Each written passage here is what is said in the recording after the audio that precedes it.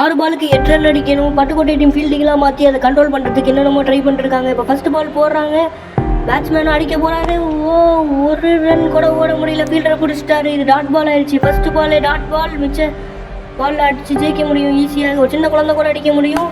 திரும்ப அடிக்கிறாரு, அதே மாதிரி ஷாட். ஆனால் கேப்பில் போயிட்டாரு, ஃபீல்டர் தடுத்துட்டாரு. 4 போகுது. நம்ம ஒரு 2 ரன் ஓடுறாங்க.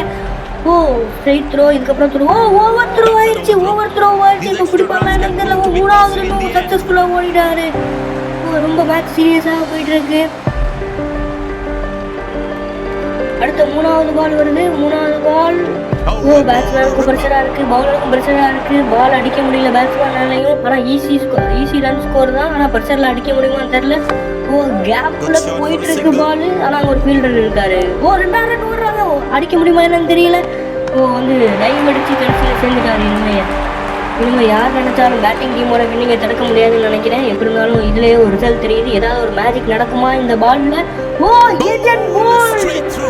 சரியான பால், மேஜிக் நடந்துட்டு பேட்ஸ்மேன் 14 பாலுக்கு 15 ரன் அடிச்சு போயிட்டு இருக்காரு. அடுத்த ஒரு ஆல்ரவுண்டர் இறங்குறாரு அவங்க டீம்லேருந்து. இப்போ பட்டுக்கோட்டை டீமுக்கு லாஸ்ட் பால், ஒரு பால், 3 ரன்ஸ் வின்.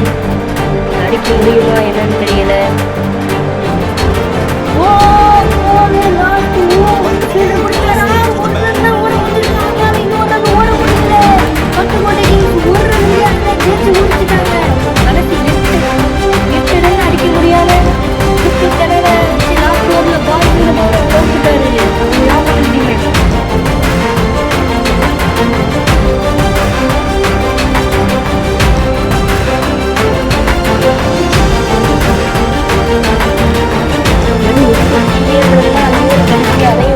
கண்ட்ரோல் பண்ணி பட்டுக்கோட்டை டீம்ஸ் அதுவும் லாஸ்ட் ஓவரில் 1 ரன் வித்தியாசத்தில் கண்ட்ரோல் பண்ணி சாதனை